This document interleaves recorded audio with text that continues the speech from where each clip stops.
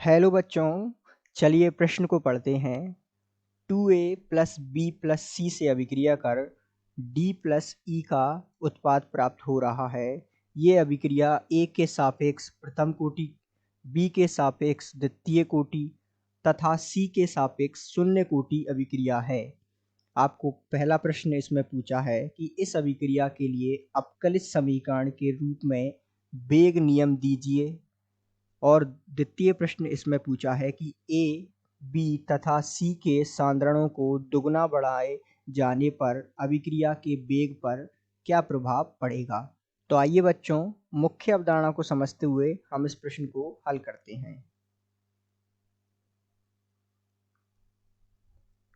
तो सामान्यतः मुख्य अवधारणा के रूप में यहाँ हमें कुछ बातें इस प्रश्न को हल करने में सहायक होंगी, इन्हें जानना आवश्यक है। जैसा कि आपको ये अभिक्रिया दी हुई है कि 2a प्लस बी प्लस सी आपस में अभिक्रिया कर उत्पाद जो है d प्लस ई बना रहे हैं।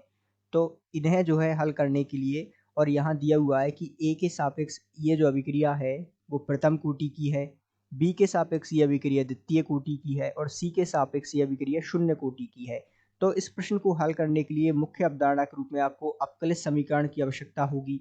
तो आइए सबसे पहले हम अपकलित समीकरण को समझते हुए इसके पहले भाग को हल करते हैं, जो मुख्य अवधारणा के रूप में हम इसे याद रख सकते हैं। तो ध्यान दीजिएगा, हम जानते हैं कि जो आपको अभिक्रिया दी हुई है, यदि हम इसकी दर का समीकरण लिखें, अर्थात दर R बराबर K A की सांद्रता इंटू B की सांद्रता इंटू सी की सांद्रता, तो ये जो है इसकी अपकलित समीकरण होगी जो हमने दर के रूप में लिखी है। ध्यान दीजिएगा, प्रश्न में हमसे कहा है कि ए के सापेक्ष ये जो अभिक्रिया है वो प्रथम कोटि की, तो ए के ऊपर कितनी घात आएगी, एक।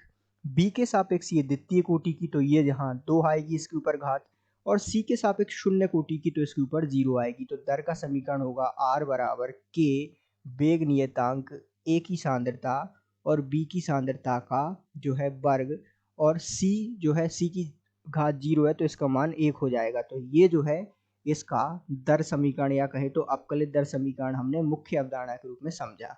अब आइए प्रश्न के संदर्भ में बात करते हैं। प्रश्न में हमसे कहा है कि यदि इनकी जो द्वितीय भाग है प्रश्न के, उसमें हमसे कहा है कि यदि इनकी सांद्रताएं दुगनी कर दी जाएं, तो मान लीजिए R1 पर इसकी सांद्रता, प्रारंभ में इसकी सांद्रता जो है हमने इस प्रकार मान ली थी, इसे हम समीकरण 1 नाम दे देते हैं, और बाद में जो है R2 में इसकी सांद्रता, अर्थात दर R2 में इसकी सांद्रताओं को दुगना कर दिया गया, तो 2a और जो है 2b दुगना कर दिया और इसका स्क्वायर, ये समीकरण 2।